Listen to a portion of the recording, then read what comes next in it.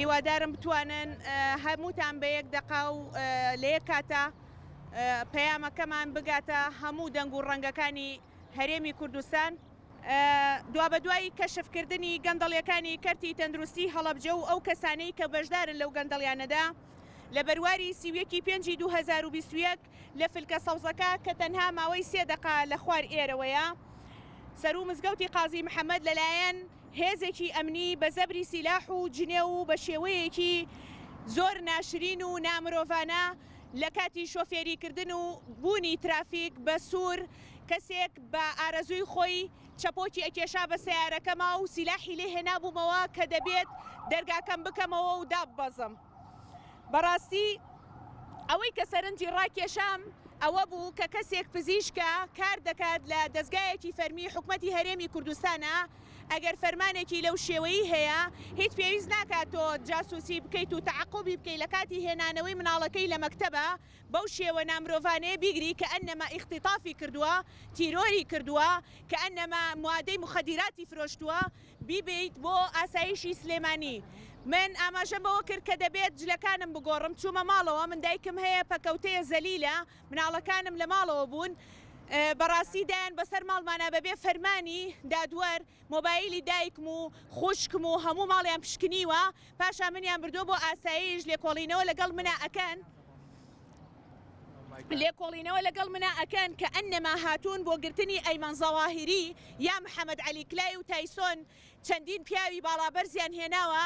هەموو 180 سانتیمەتر و 120 کیلۆ بەڕاستی جێگەی شەرمەوامانەزانی ئاسایش و ئەمنیەتی ئێمە بۆ پاراستنی ئەو کەسانەیە کە شەڕەکە لە پێناو مافی نەخۆشە نەمانزانی ئاسایش و ئەمنیەتەکە پارێزگاری لەوانە ئەکا کە ژیان و ئاسایشی خەڵکیان کردوتە بەرمەترسی. من پێشتر لە مانگی دوو ڕۆژ پێش دەست لە کارکێشانەوەی وەسا حەسەنی بەڕێز منیان بان کرد بۆ نووسینگەی تایبەت لە کاتژمێر 9 بەیانی تاوەکو 3 نیوەڕۆ تەحقیقیان لەگەڵ منا کردووە ئەیانوت دەبێت تەعاهودمان بۆ پڕکەیتەوە بە هیچ جۆرێک نابێ باسی گەندەڵیەکانی کەرتی تەندروستی هەڵەبجە بکەیت ئەوە بوو کە بەو شێوە نامرۆڤانەیە لەسەر مادەی 2 مۆبایل ئەلەساس لەسەر خراپ بەکارهێنانی سۆشیەل میدیا فەیسبوک و ئینستاگرام و هەموو شتەکانی من بە ئارەزووی خۆیان لەژێر دەستی خۆیانایە بە ناو مۆبایلی شەخسی منە ئەگەڕێم بزان لەگەڵ چیا قسەمان کردو لەگەڵ چیا قسەمان نەکردووە وەڵی حەزەکەم زانن لایەکی کوردستان ئەو زانیاریانەی لایە بە هەموو لایەنە سیاسیەکانەوە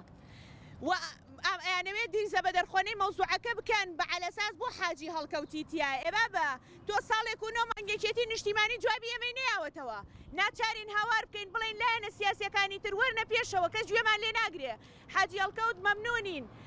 سەرچنارخان مەمنونین دکتۆرە شایان مەمنونین کاک دابان مەمنونین هەر لایەنێکی سیاسی بێ کاک سۆران عومەرە دکتۆر غالبە هەر کەسێک کە ئێوێ خزمەت کاک ئەبوو بەکر هەڵەدنیە ئێمە دەست خۆشیان لێ ئەەکەین چکەمە مافی دایک و خوشک و مناڵ و کەس و کاری هەموو لایەنە سیاسیەکانە بۆ ئەتانەوێ ئەوەی لێرە قسە بکە بڵێن پارتیە و شاسوار عەبدولواحیدی لە پشتا بۆ ئەتانەوێ هەموو شتێک ببن بەلاڕێی سیاسیە ئەتانەوەکو دکتۆر بەختیار حەمامین شار بە دەرمان بکەن قاچمان بشکێنن وڵات جێبێڵین ناڕۆین بمان کوژن ناڕۆین کار گەیشتۆتە ئەوەی تۆ حاکم فەرمانی بۆ دەرکردووی ئەڵێ ئەم کەسە بێ ئیفراجیکە بۆ ئینهیاری نەفسی تۆی هێشتۆتەوانێ لە ژوورێکە پڕێتی لە ئافرەتی ژنی داعش پڕێتی لە ئافرەتی ئیرهابی مادەی تەزویرات مخەدیرات خۆر کەسانێک کە هەر ئەسڵەن بێت تاوانن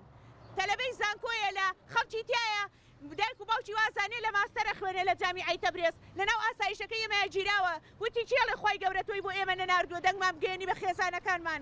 داوا لە ڕێکخراوەکانی ژنانەکەم دوێنێ UN هات زانیان من ئینگلیزی ئەزانم نیان هێشت منەڵزەمەکە ببینن چونکە خۆیان زانیان بە مادەی نەقانونی منیان کردوتە ئاسایشەوە حاکم ئیفراجی کردوم 2 دانە ڕۆژ زیاتر منیان لە فەرمانی حاکم حسابیان نەکردو منیان لەناو ئاسایش هێشتۆتەوە طبعاً ئەگەر ئەم قسانەی من درۆیە و ئەو کاسەلێس و چڵکە و خۆرانەی کە پۆست ئەکەن و ئێمە بە درۆ ئەخەنەوە باگوێ لە ئێمە نەگرن بڕۆن سەیری ڕاپۆرتەکانی چاودێری دارایی بکەن کاتێک قەرەوێڵەیەک بە $60 بووە 330,000 دینار نووسراوە لەسەر خەڵکی هەڵەبجە کاتێک جیهازێکی کوڵ سێنتریفیوج بە 9 وەرەقەیە لە هەولێر بە 10 وەرەقەیە لە سلێمانی 8 ملیۆن لەسەر حکومەت نووسراوە لە کاتێکە جیهازێکی سێنتریفیوج بە 11 وەرەقەیە 55 ملیۆن دینار نووسراوە لە کاتێکە فلتەرتیپێک کڕابێ ئەگەر شتێک نرخی 5,000 بێ 200,000 نووسراوە شتێک نرخی 15,000 بێ 800,000 نووسراوە بڕۆن سەری بەس راپۆرتەکانی چاودێری دارایی کەن بۆ کەیسی کۆڕۆنا بەس بزانن لەوەیە ئەو کەسەی کە پەنای بردووە و دیفاع لەو گەندەڵانە ئەکەن ئەیانەوێ علەساس ئێمە تەشیرمان کردو بە سومعیان ئێمە تەشیرمان نەکردو بە سومعی کەس من هەندێکتانم هەر نەناسیوە ئێوە لە سۆشیال میدیایە ڤیدیۆکانتان و گرتەکانتان بڵاو بوو نەتەوانێ لە مەرکەزی چوارترا بۆ ئەزمەڕ بۆشەی سەرکار ڕۆیشتووە تکاتان لێ یەکەم و داوا لە حاکم ئاواتەکەم وەکو حاکمی محکەمەی ئاسایش یعنی قانونیانە و دادوەرانە بەبێت تەدەخولاتی هیچ کەسێک کە بە ناوی سین لەناو ئاسایشی گشتی سلێمانی ئێوێ یەکێتی نیشتیمانی و ئاسایش بەکاربێنێ بۆ مەرامە گڵاوەکانی هەندێک کەس وەڵاهی تەدەخولاتی حیزبیە هەر خۆمم کەس قسە ناکە خەڵک لەسەر کۆمنتێک گیراوە یەک هەفتە لە ئاسایشە با بە خۆ چییە دەسەڵاتی کیم جۆنگە هیتلەرە سەردەمی سەدام حسینە ئێمە ئازادین بێدەنگ نابین بمانگرن هەموو ڕۆژێ کۆنگراکەین باسی هەموو ڕاستیەکانەکەین لەگەڵ کۆمەڵی کەسادایە ناوی هیچ پەیوەندی نییە کەیسەکەی تۆ بەو کەسانەوە لە عەرزات خەوێنن باشە و بە جۆرێک حرب لەگەڵا ئەکەن بۆ نمونە حاکمی فراجی کردووی 2 ڕۆژ زیاتر لەوێدایان ناوی ئەمە لادانە لە یاسا داواکارم وەزارەتی عەدل بەڕاستە و خۆیی بێت سەیری ئەم کەیسە بکات من حاکم هەرە و ڕۆژێکە بینیومی ئیفراجی کردوم بە کەفالەتی 500,000 هەر یەکسەر ئازادی کردوم بەڵێ پاشان کە ویستیان لەوێ ئیخراجیان کردین بۆ ئەوەی هەر نەمانێرنەوە بۆ ماڵەوانێ ئامانجەکان ئەوە بوو لێرەش ئەڵێن تۆ لە 2010 ئەمر قەبزێکت هەیە لەم مەرکەزەیە طبعا لەلایەنی ئەم مەرکەزەوە دەیان زار تەبلیغم بۆ تۆشتم بۆ ئەگەر ئەمر قەبزم هەیە ماڵەکەی من ئەوە تا لەویایە 11 ساڵە حکومەت و یاسا خەوتووە ئێستا بیری کەوتۆتەوە دوێنێ